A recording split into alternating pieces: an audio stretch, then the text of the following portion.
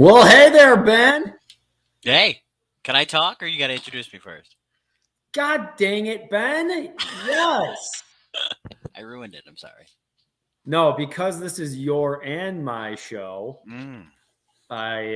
For all the millions of followers that have been kind of watching this since the beginning, kind of seeing my career blossom, the rose that it is. I would say that I think it's big news that I'll still do my own off market with Marty, but I also just wanted to let everybody know that Ben agreed to also join me on this adventure of giving the knowledge to the people, the service of the people. That's what we do here, Ben. We serve. I like it. I just got to say, buddy, you're killing it. You inspire me to be better because you kill this market. You take it over. I give you props. Thank you, my friend. I think it's I think what happens is I think a lot of times the best deals that I think I think you'd agree with this, but the best deals, partnerships, it's more than one person, right? Absolutely. It's a group effort.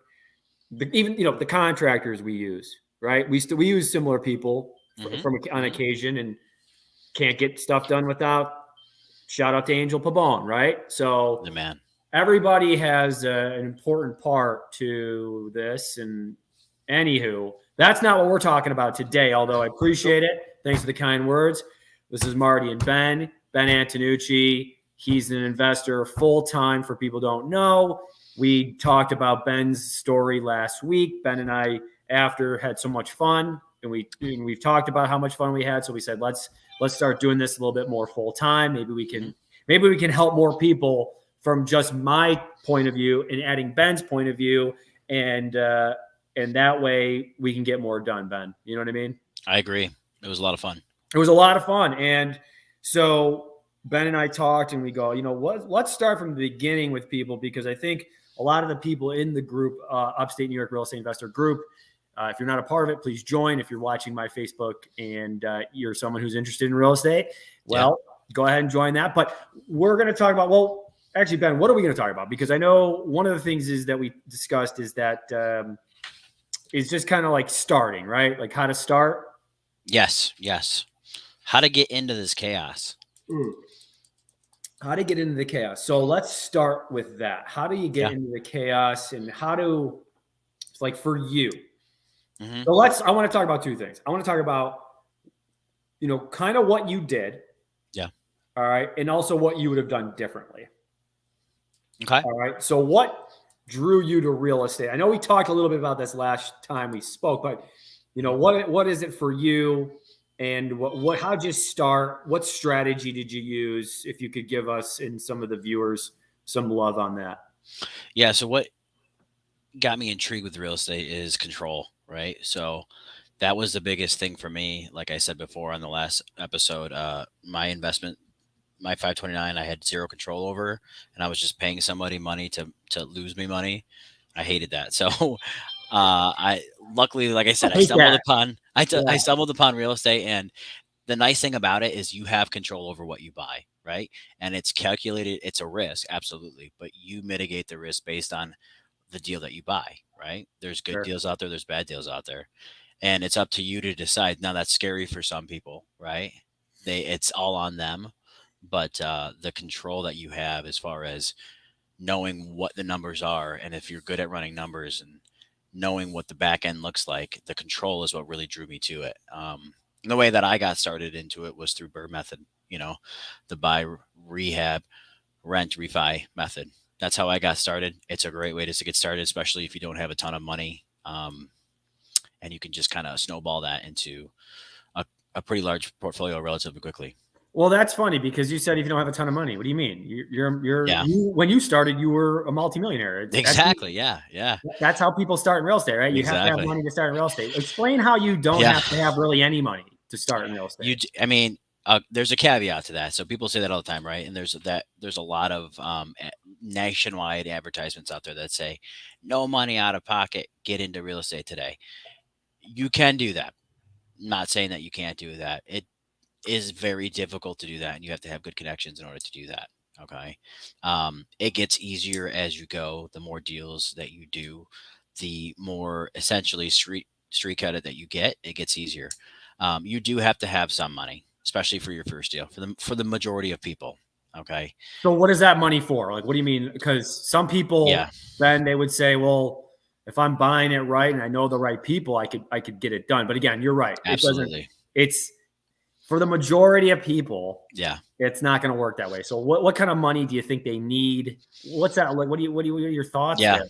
Yeah. So if you have friends, right, and family, that's how I started, right? I had, luckily enough, my father was in a position to lend a little bit of money on our first deal, and we bought through a bank that was $15,000 down and $5,000 to $6,000 in rehab. So it was 20 grand in my first deal.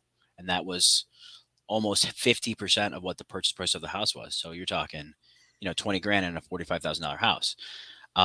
If you know people that have that money, then go to them and you can certainly ask them. Make sure that you're prepared, right? Explain to them the numbers, explain to them what you're going to be doing, be confident when you're talking to them and have kind of a business plan going into it. But there is money that you have to have, right? People use lenders, right? That's one of our biggest strategies as far as investments, having private money lenders who are people with lots of money that want a better return than putting it in the stock market, or they like real estate, so they want to have their money in real estate, so they lend it to investors. Most lenders, if you're a newbie, are not going to lend you full purchase price and full rehab, right? That just They typically don't do that because you have to build a reputation. You have to build a connection with them. 100%. So the first deals are the hardest ones to tackle because you have to come up with some money out of pocket. Now you might find a lender. There are some out there that will do 100% financing on the purchase price, depending upon the deal, and then you come up with the rehab, or they might do 80% of the purchase price. But either way, you do have to have a little bit of money coming into it. Yeah, I agree with that. I totally agree with that. I think like that is probably the simplest way of doing it, right? I Like would agree. getting a loan with a bank, coming up with the 10 or 15, whatever percent down, right? Mhm. And then you structure it with your lender, family, friend, whoever gave you the money. And like you said, have a business plan so that in 3, 6, 9 months, when you're going to refinance it, right? Right. Or you're going to, if it's a flip, sell it where they get their money back. And I guess I would say to people that are listening that go, well, I'm just trying to figure out how to get started. Well, how to get started, number one, Ben, I would say is that because we're probably right there. What we just talked about was probably like 200 level. So if we go to Yeah. 100 level, let's talk about like number one, I would go to Bigger Pockets. Yeah. Right. Network.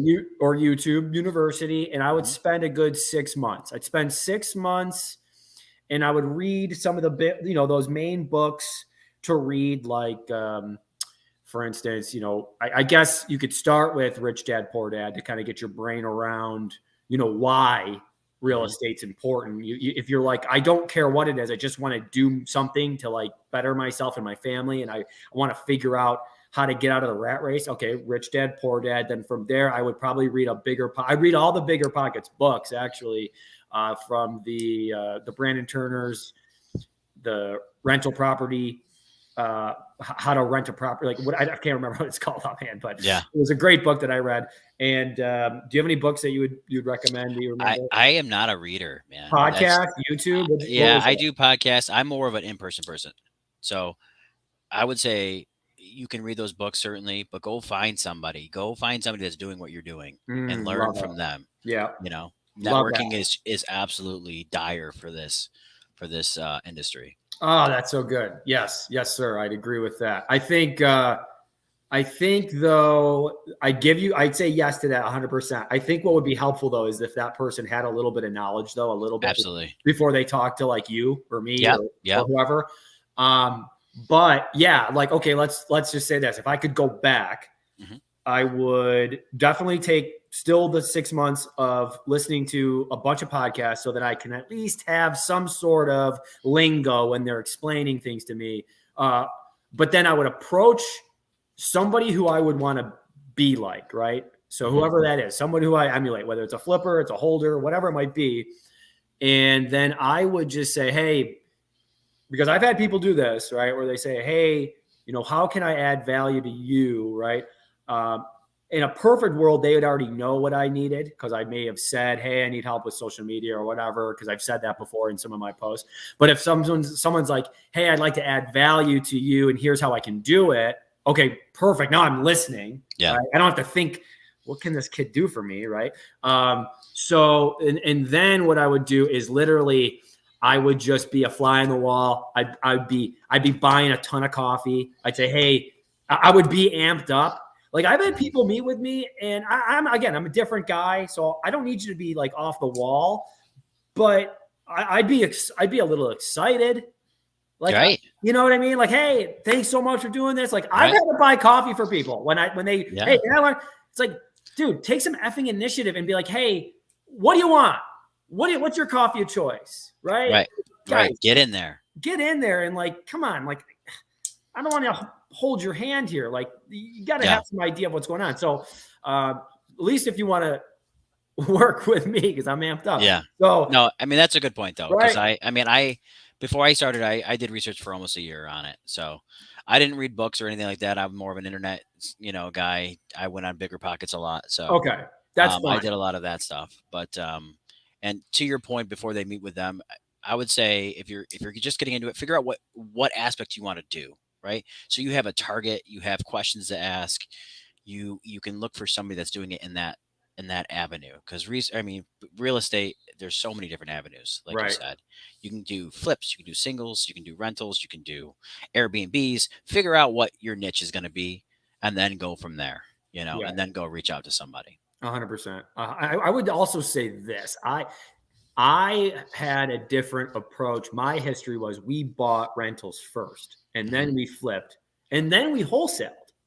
Right. Yeah. So typically it's wholesale, flip, and then rentals sometimes. Right. Yeah. Or at least that's what you see as the majority of timelines for investors. So that put us in a really cool position. It was a really helpful position that I kind of knew what was a good deal by the time I was, wholesaling. I knew what I had a great deal. Mm-hmm. So people try to wholesale first. And I think wholesaling is the hardest part. I think it's the hardest one. I 100% agree with you. 100% agree with you. Right? It's definitely the hardest. Yeah. Yeah. So people who come into the business trying to wholesale, it's tough, man. Yeah, it's tough. And it's a lot of money, right? It's a lot of money. A lot of marketing dollars. A lot of marketing dollars. And it's a highly, it's not passive whatsoever, right? Absolutely not. Flipping's not. I know rentals is a little bit more passive, right? It's a little bit upfront. You're going to be working, but wholesaling is the most active, truthfully, for me. Yes. So I would say to people listening, they go, well, I'm trying to get wholesale. I want to do wholesale. It looks like it's such an easy check. It's not. It's not. It's such a tease. It's such a shitty check too. Yeah. It's not a great check. It's a good check once in a while, but there's a lot of pain that goes into getting that check. So I would say if I could tell somebody what to do if they wanted to, I would say partner with somebody, partner with an existing really good wholesaler. Don't try to do this on your own. Partner with, so depending on what you want to do. So if you're dead set, no, I'm wholesaling. I don't care what you say. Okay, great.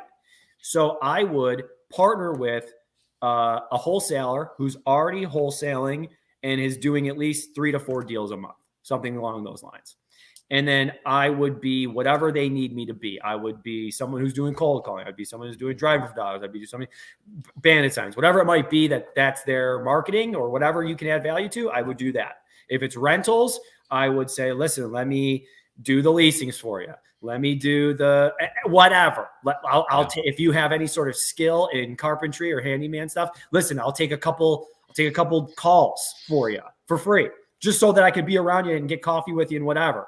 Dude, you do that kind of shit, people will be blown away. No one's ever, right? Nobody does that. Nobody does that. But you will get so much in return. The schooling you'll get, the people that someone can bring you around just so that you go, hey, so what, by the way, that's like the contractor you use, that's the plumber to use, that's the electrical to use, that's all those things is like insane to have. Instead of just someone posting on a Facebook, go, how do I blah, blah, blah. It's like, bro, give and then get, and then get. So that's my thought on that. I agree. That's huge. That's huge. That is a golden nugget. It's a of the golden day. nugget. It's a golden nugget. All right. So we're talking about how to start. Now we talked about how to, 101. Okay. So I agree with you. I think the Burr method is the most, it's not easy, but I think it's the simplest way to get started in real estate. So what would you tell someone that goes, Ben, I want a Burr, but what do I do? What's the next step? Next step is you got to find a deal, right? That's the hardest part. That's where that marketing and that's where that networking comes in. You have to find a deal and you have to figure out what your rehab is, and you got to be into it for 80%. Okay, explain the 80%. What's the loan to value? What's that? What do you mean? All that stuff. Because you can buy it. So, what does that look like with the banks and all that shit? Yeah, so 80% is the kind of the magic number for a bank, right? Well, you can some of them do 80%, a lot of them do 75%. But essentially, if you're buying a property and you put money into that property, a bank will give you 80% of what it's worth based on appraisal value. So once you fix this thing up, you put a tenant in it and you rent it, you can go to a bank and say, hey, I want to refinance this property. They'll say, okay, we're going to send out an appraisal. And what that appraisal number comes back at, we're going to give you 80% of that or 75% of it, depending upon which bank you're working with. So essentially, right, if you do math and you're good at finding a deal, you find a halfway decent deal, you can essentially get a property for free with a tenant in place that cash flows without any money out of your pocket. That is kind of the big picture what Burr method is. So let's use some numbers here, right? Yes. So you are, let's look at a house let's say it's a neighborhood that has $100,000 houses all throughout the neighborhood, right? Every 3-bed, 2-bath house is $100,000. Yep. Going for it right now. So when we say ARV, that's after the repairs are done, that's what the value is. Okay. Exactly. So we go in, we find a house where it's got to be at least 80% of that. So we have to, at starting off, have to be at $80,000, right? Exactly. If that house is in that neighborhood of the $100,000 houses. But oh, by the way, there's the rehab, right? So we got to know what's it going to take for that house to get to 100,000, right? Yes. So that's usually, there's probably some, it's usually a kitchen and a bath, whatever it might be. You have to factor that in because you can't buy the house for 80, put 30 into it. It's worth 100. Now it's worth 100, but it's 130. Now you're into it for more than it's worth. You're into it for more than it's worth, and it's not a deal there. Yeah, it's not a deal, and that's what people need to really, brand that into their brain. So really, at that point, if it's $30,000 in rehab, Ben, and the house, what do you got to get the house for? If the ARV is 100. Yeah. And you have a $30,000 rehab budget. Like, what do you got to get the house for? Yeah. So we reverse, right? We start with the 80,000. We reverse engineer everything. So the way we do it, we know this house is worth 100,000. We take 80% of that. That puts us at 80,000. And then we subtract out our rehab costs. So from there, it's just simply $30,000. We're at, what is that math? That's $50,000. Depending upon the house, you're going to have closing costs, right? You're going to have closing costs when you buy it and when you go to refinance it. We typically factor, if it's a city house, around 10 grand for that. So now we're at 40,000. So I know that I can offer max of $40,000 for this house. Yeah. If it's a house that we like, because we have so many of the rentals at this part, sometimes we'll just eat the cost of the closing costs, especially if it's a competitive house. But for the most part, we try to factor them in as much as possible. But that way, when you're done, right, you're into this property for $80,000. You get a check back for $80,000. Even if it's a break-even point, you have a house for free that makes you $300 to $400 a month.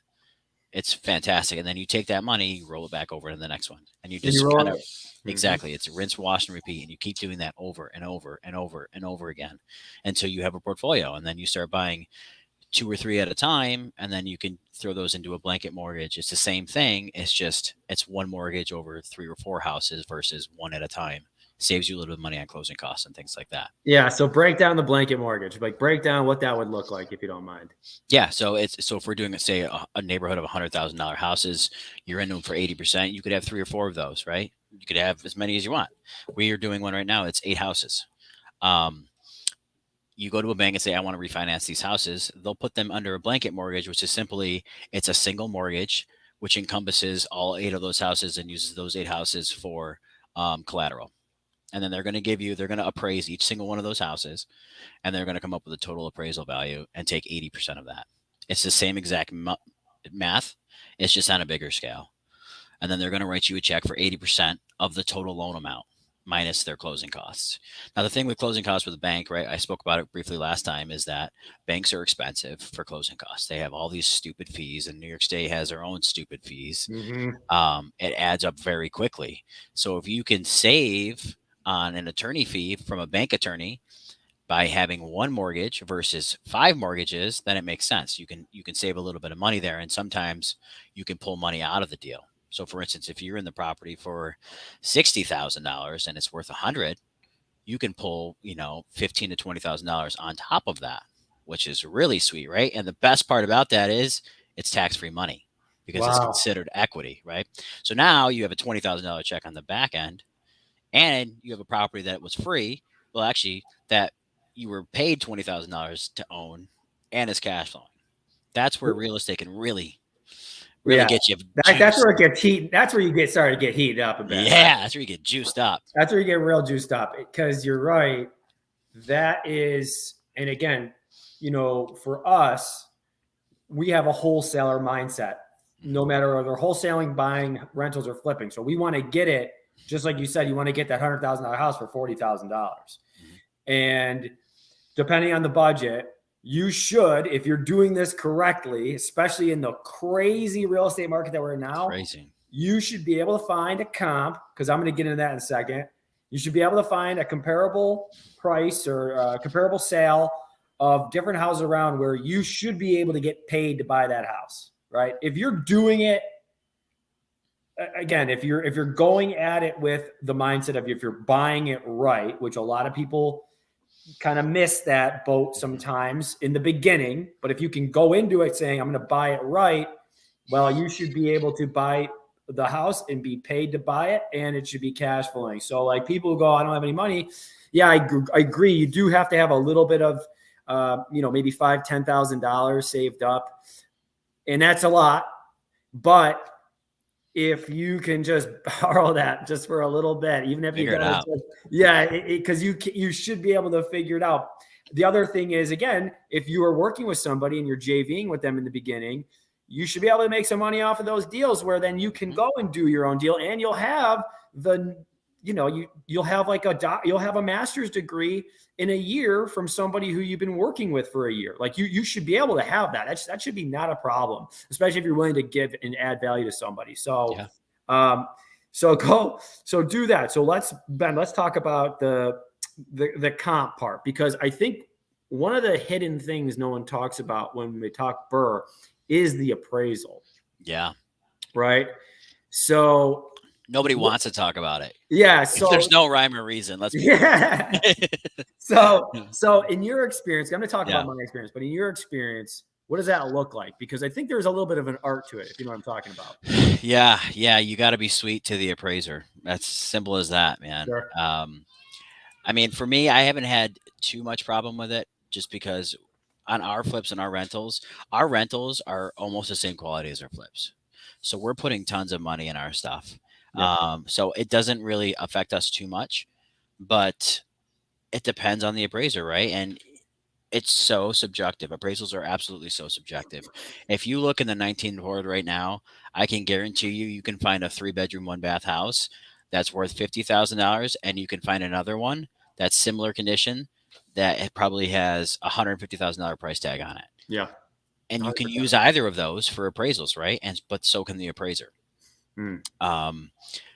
So there is an art to it. You want to come prepared. And what we do for ours is we try to make it as simple as possible for them. We go there, we do our own research as far as what the appraisal values are, which you should have been doing anyway, right? Yep. Before you bought the property. But we show them, we have a list of 5 properties, every single one, what the price was, what it sold for, what the square foot it is, what it is price per square foot. And we break that down and we come up with an average. And then we say, okay, based on that average, this is what we should be at. And then we'll walk through the property and we have a list of all the repairs that we did. Yeah. Top to bottom. And we say, this is how much money that we spent on this house. Very good. Now, typically you want to inflate that a little bit,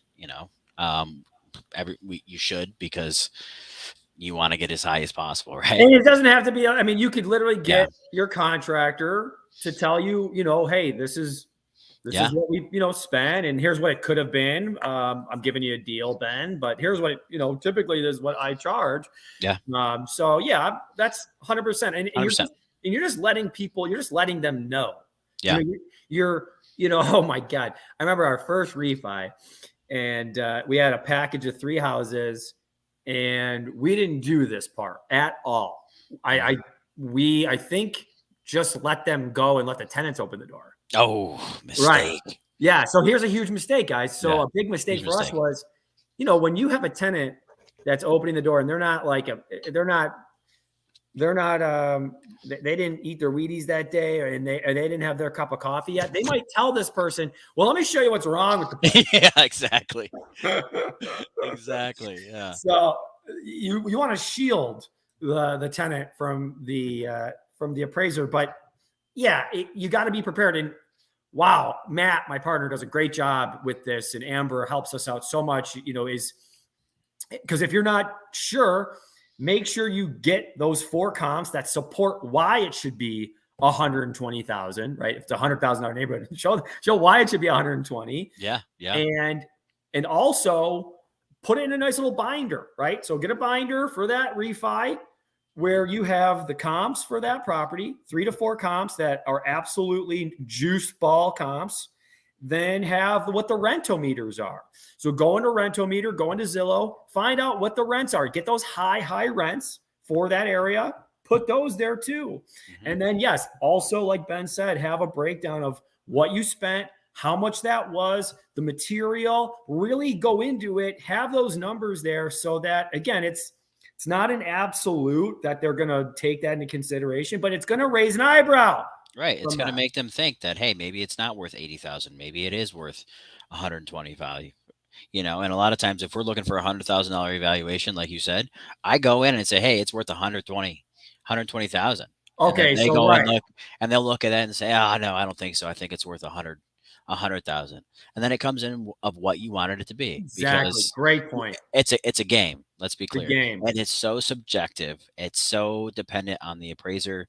There is no rhyme or reason. It's not basic math. It's not 2 + 2 = 4. It's so many factors that they take into consideration, and it's it really can throw off your refi, right, drastically. Because if you come in 20K under of what you thought it was, that's a big hit to take, right? Oh, and trust me, our first one, that's the tip we took. We actually, knock on wood, we've been cut a check on all of our refis since this one. Okay. Mm-hmm. But on this one, we had to bring $20,000 to the table. That's a tough bullet. That's a bad refi. Where I come from, I would go, let's sell them. That's a stinky refi. So, but good learning lesson. And you can always pull them out too, right? You can say, you know what? I don't like that appraisal. I'm going to have it appraised myself. And a lot of banks will let you do that. It's $450 typically for an appraisal. If you don't like it, just say, hey, I want this thing reappraised. I don't think it was fair. And a lot of banks will say, okay, well, you have to pay for it, but you can have it again. And at the end of the day, if you're going to take a 20K hit, what's $450, right? It's nothing. You might as well try it again and hope that the appraiser's a little bit nicer on the second round. Yeah. We, I don't even know. I think we were so green and just so not sure. And guys, that's why it's like, if there's anybody that could say, wow, you really didn't know what you were doing, it was me and Matt in the beginning, that's everybody though. Yeah. And I think we got those appraisals back, and we didn't, I don't even know if we looked at them. We didn't know what we were doing. We didn't know what we were doing. We were just like, we'll just wait till the refinance at the closing and everybody should be good. I mean, that's the Burr method. You buy it, you rent it, you repair it, and you get your money back, right? I mean, that's how it works. Not all the time. So you got to make sure you're coming prepared. So that's awesome. So for people starting out, Ben, first, number one, be educated. Absolutely. Right. Step 1 is education. Step 2 is, I guess, if you have the means, I would do 2 things if you do. So if you do have some money and you got a strong W-2, I would even pay for a mentorship. I know that's not what everybody would say if you haven't done a mentorship, but you're doing a mentorship right now, right? I am doing a mentorship. Yeah. And how worth it is it for you? Right now it's huge. It was not the cheapest by any means, Sure. but the wealth of knowledge, I'm overwhelmed by it because the platform they use has so much knowledge on it that I don't know where to start. There's like it's that big, right? And just from a month and a half ago when I started to now, I am so much more comfortable buying a storage unit than I was a month and a half ago. That's amazing. It's incredible what you can learn. Here's the other benefit, Ben, and I'm sure you'd agree, is that the people in that group, it's probably worth just the people in the group, just to have that private group with them, right? Fuck the knowledge. I mean, whatever the mentorship is, the people there, it's worth that just to freaking rub elbows with these guys, right? Absolutely. Yeah. I can't tell you how many deals go through that platform. Not only that, there's partnerships that people, lend $2 million on deals. They're like, hey, I got this, throw it up here. I need a lender. And people just absolutely, they'll send millions, it's something that you can't fathom. And it's something that you can't get anywhere else besides a mentorship program. Yeah. And so again, be very much on your due diligence. Obviously, Ben got a referral to this group that someone else that we know, Chris, was a part of it, had a great experience. But, you got to find people who are actually doing the stuff, right? You don't want to talk to somebody who's not actually doing the deals themselves, or at least has set it up in a way where it's automated, where they have people doing the stuff for them now. But yeah, I would definitely put a disclaimer here that if you're going to sign up for a mentorship, know why you're doing it. What are the goals here? And, if you have the means, it's a no-brainer to do it, because you're just going to skip so many steps. You're just going to absolutely jump up and leap into actually taking action and getting the deals done. So that's number one. If you don't have that, then I would say come up with a plan, figure out who you want to emulate, and start figuring out what you think that they would need, or what you think you could add value to them, and present it to them, and then see if it's a good fit to work with them. And then I think there's a lot of synergies there too. Yes. It would be great if someone came up to us and was like, hey, can I take some of your phone calls and go do some plumbing work for you? And I'm always looking for a cold. Oh man, that's what we really need. So, all right, what else? What else can we talk about for people that are just starting out, Ben? What else would be helpful? Meetups are huge. Talk about it. I can't tell you how much I got from that coffee club meeting. Yeah. It's been life-changing. So find those. There are around. Find your local one if you're not in town. There's FRIAs all over the country. Go to those. Go to investment meetups anywhere. We have a couple coming up this week, I think, or this month. We have one December 22nd. Yeah, I think there's another one too. Okay. Yours is? I don't know what it is for. I know I have one for self-storage next weekend. Out in Canandaigua, and then it's yours that's at Radio Social, right? Yeah. That group? Yeah. Radio Social will have one. And those are, you got to go to them. You got to go. You'll meet people you didn't think you'd meet, and you'll hear their stories that you're going to be like, God, I didn't know anybody else was doing this, right? Because everybody feels like they're on an island when they first start out, because typically none of your friends are doing this, or your family's never done this, right? Or you'd have a lot more ammunition to work with. But yeah, a lot of times you're going into this alone. You're like, does anybody do this at all? And then that's where you meet people who have done it, who get it, who can point you in the right direction, who got referrals for you, and that will ultimately keep you amped up and motivated. Huge motivator.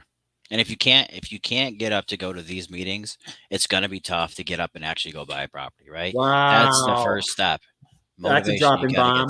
Got to do it. Got to do it. As uncomfortable as it is, if being a newbie, you got to put yourself out there. I was a huge candidate of not doing that. When I went to the coffee club meeting, I think it was me, Drew, and Brett were the first ones there. And I went there, it was just them two. And he's like, Drew, and Drew, and he's a machine, right? Yep. And he owns a ton. I'm like, what am I doing here? Yeah. Brett's a smooth talker, so he made it sound great, Yeah. but you have to put yourself out there and get to that next level. Okay, so I love it. So that's great. So meetups, definitely. What else do you think would be next? Figuring out what, right? You have to figure out your base, do your research. You have to figure out what avenue, like I said before. Do you want to do rentals? Okay, great. If you want to do rentals, where do you want your rentals? When I started, I drove around the 19th ward. I went down every single street to figure out if I like the street or not. But you have to figure out what you want, because there's so many avenues and there's so many deals out there, whether you think there are or not. If you're looking at every single one, you're going to get analysis paralysis. You're never going to move forward. So figure out what your niche is, figure out and isolate a specific area of the city or the town that you want to do, and focus on that. And then go and network with people and say, hey, this is what I'm looking for. You'll be taken a lot more seriously. Yeah, that's perfect. That's really good. So for people listening, what I thought about in my brain was, okay, so I am looking for single family properties in these streets, Sawyer, Milton, blah, blah, blah, 19th Ward, right? I want to spend around right now $60,000 to $70,000, and I want it vacant, whatever your parameters are. And that's when you go to a realtor and say, hey, Mr. Realtor, Mrs. Realtor, I'm an investor. Number one, whether you are or not right now, currently, if you have a deal or not, you need to start identifying yourself as an investor, because when you do that, guys, you start taking actions that are different than what you normally do. If you say I am something, right, or I identify as a successful real estate investor, your behaviors change, where you'll start taking certain actions and you'll start believing more. And when you have that belief, that is transferable to the people you talk to. So when you're talking to that agent and you're saying, hey, first of all, I'm not just an investor, I'm a successful investor. You don't have to say that. Yeah. They might go, okay, sir, we're all set here. Let's move on. But no, you want to say, hey, listen, my name is Marty, or my name is XYZ. I'm a real estate investor here in Rochester, and I have a criteria. I am looking for an agent to help me with this criteria. And I'm looking for single and multifamily properties that are 1900 build or newer, that are, let's say less than 3,000 square feet. And I'm also looking for those to be around $60,000 to $80,000. And that's my criteria. So if you have something like that, give me a call. That's going to go, wow, that's great. That's insane. That you know what you want, because what happens and what's consistently happening in this market, and probably a lot of all the other markets, is a newbie or new investor will say, hey, Mr. Agent, this is Marty. I'm looking for deals. Yeah. What do you got? I'm looking for a house that I can invest into. What do you got? What do you got? And what happens when that happens? They go, okay, yeah, click. You're at the bottom of the pile. Yeah, exactly. Or I'll put you on the freaking list. Yeah, you're on the list. Everybody else is going to see that's been picked over and absolutely vultured on. No, come with a plan. Mm-hmm. Make that agent feel good. Hey, listen, by the way, the reason I'm talking to you, Ben, is I know you've been doing this. I saw you've been doing this since 1999. I know you're actually an expert in short sales. So that's why I kind of want to talk to you about that as well, because I'm looking for more investment properties. And oh, by the way, I know you're a part of FRIA, which I'm just signed up for as well. And I know you're a member of the Upstate New York Real Estate Investor Facebook group, and I'm a part of that too. So anyway, this is my criteria. And so now this person goes, wow, this person's got this shit together. Yeah, exactly. This person's got their shit together. They know something about me that made me feel good. So now when I see that name, hear that name, I'm going to make that person feel good too, because I'm going to send them a deal. People want to help people that are just starting off, I think. Mm-hmm. People, but you got to you better come with it. If you're brand new, you better want it more than I want it for you, right? If you're coming to me and like, hey, Marty, I want to get started. I'm like, okay, what have you done? Well, I'm this and that. It's like, guys, you better be amped up. Yeah, you got to have it together and want it. Again, you don't have to be so outgoing like me or Ben, but you have to have some conviction when you're talking to people about what you're looking to do. I want to own real estate properties in this area at this number, and I want to have 5 by 2022. Wow. Okay, great. You got a goal. Sounds like you're someone that would be worth it to work with. I agree. And it creates confidence, right? It creates confidence in that agent that you're going to actually do it, right? You're going to make it, because a lot of agents don't want to work with investors because they're like, hey, if I gave it to them, are they going to, number one, are they going to keep me as a seller, or am I going to get a fee out of this, or are they actually going to be able to close? That's a huge thing with wholesalers, Yeah. right? I Yeah. can't tell you that enough. People all the time, they have investors. Like I literally just came from a showing of a house, which is, well, we can talk about that the next time, about There you how off-market deals are now becoming on-market deals with all the go. showings. Yeah. I just came from one, and I know the person very well, and they call me first. They text me, and about this deal, and I didn't answer him back. So he texted me this morning and said, "Hey, are you coming or no?" And I said, "Yeah, absolutely." But he had a deal fall through from an out-of-state investor not too long ago, and the first person he called was one of my friends about it, because he knows that he can close.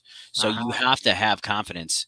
You have to create confidence in these people, or else you're going to be passed on. Show them that you know what you're doing, and don't go in there and offer them an offer and then back out on the back end, because it's really going to tether your strings to that person. And it's just huge having a network of people to get deals funneled to you. Oh, that's good, buddy. No, that's really good. I think that's another thing that, you really better have your proof of funds together. You really, guys, if you're going to get something under contract, you really better have a play for this. It better be such a smoking deal that maybe you don't have the proof of funds, but it better be such a smoking deal that you can get this thing sold. If not, this is where you can get, this is where you give wholesalers a bad name, right? If you're just getting things under contract and then the deals are dying because you can't buy yourself. One of the things that Matt and I are, proud of is that when we get something under contract, even if our intention is the wholesale, if we can't, we will close on it. Yes, that's huge. Right? That's huge. Because it's your word. These people are making some decisions, big decisions, financial decisions that it's bigger than you. So you better have it together. And that's an important thing to remember. And that shouldn't, I hope that doesn't scare anybody off, but if you're doing your research and the ARV on a property, you should know that at this point, if you get under contract, it's a good deal. Yeah. Whatever avenue you do, there's going to be a buyer there, whether it's you, whether it's somebody else that's going to buy it from you, or whether you're keeping it as a rental. I don't want it to scare people off saying like, hey, you got to have this, or else you're going to make a terrible relationship with somebody. That's not what we're trying to do. We're just trying to set people up for success and make sure that they're ready, and that they're doing their research beforehand, and their offer that they're making is something that they're going to actually keep, and or find it's at a price where they can find a buyer for it. Yeah. And again, Ben, absolutely. And also you can make sure that it is a good deal. Like, talk to people and be like, is this a good deal before I talk? And be honest with the seller. Guys, this is the most important thing in the world, I think, is that it's all in your head.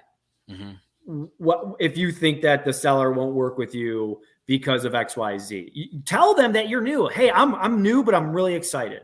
And I know that I can work with you. I have a team of partners that this is what we do. They will buy this property all day long. Okay. So are you willing to give me an opportunity to present this deal to them, or whatever you need to say, but just be honest. Be like, hey, so I have a partner who's going to be the end buyer. I'm going to get this under contract, and I am going to assign my rights to that person, and they are going to actually be the one that buys it. But I want you to know that I am going to make sure that we agree to this number. You are getting that number no matter what.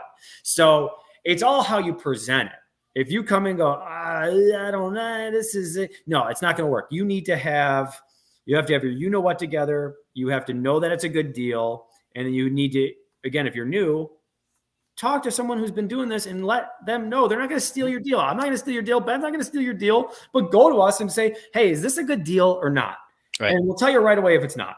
Right. Before you put under contract. Before you put under contract and get these people, changing their lives. Exactly. And false hopes, right? Yeah, I agree. So anyway, guys, that kind of concludes what we wanted to talk about today. We got a lot. I mean, there's so much more in regards to how to get started. I think, how to get started in wholesaling, how to get started in rentals. We got a little bit in there. I think that was a lot of good value. I think talking about the especially like the appraisal stuff, making sure you have your notes for those appraisers. And also, talking about flips, we can get into that too, because we both flip houses pretty regularly, Ben and I. So yeah. Ben, what do you want to leave them with? What do you want to tell the people? How do you think this episode went? How do you want to serve them? What are your thoughts on that? I would say get out there. Like, I think I said the same thing last time, right? No. Get out there and network. Do your research first a little bit, so you have, you know what ARV is, and you know what, appraisal rates are and things like that. But get out there and network with people and go find a deal, because it's not going to fall in your lap, right? You got to go get it. Boom. Yeah, gotta go get it. I love that. It's not gonna fall in your lap. Here's what I would say. I would say, when you are going to talk to a Ben, or if you want to, going to talk to a Chris Lawrence or a Matt McGuckin, know a little bit about them. Mm-hmm. Do a little bit of research. Don't just shoot from the guys. Come with some level of preparation so that I know that you're a professional. The other thing is, if you can't manage, or if you can't have your own books together, and what I mean by that is, if your personal life is out of whack right now and you can't manage your own bank account, okay, this ain't going to work out for you. Such a great point. Right? You need to have your business, Marty Grisani Incorporated, Ben Antonucci Incorporated. That shit's got to be running smooth. If you're not running smooth and you don't have a couple thousand in the bank, and again, I'm not saying you have to be rich. I'm saying if you don't have an emergency, you should have 6-month emergency lined up. I don't think it's smart just to jump into real estate right out of nothing, having no money. You should have a couple things in line. You should have your 6-month emergency in your bank account. Of living, whatever that is, for your rent, food, and all that needs to be saved up 6 months.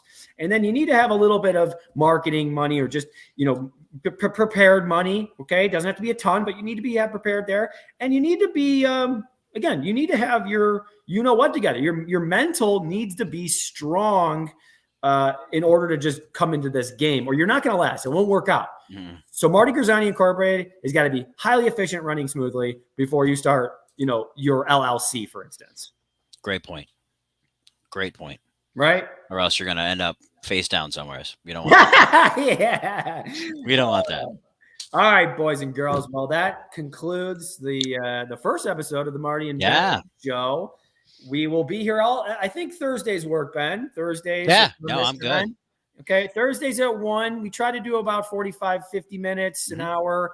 And, if you guys have any ideas for what you're looking for, topics would be huge. Again, we really are specific to upstate New York, right? Rochester, Syracuse, Buffalo. I mean, it's all very similar. I feel like we're an attorney state, so we all have to deal with that shit.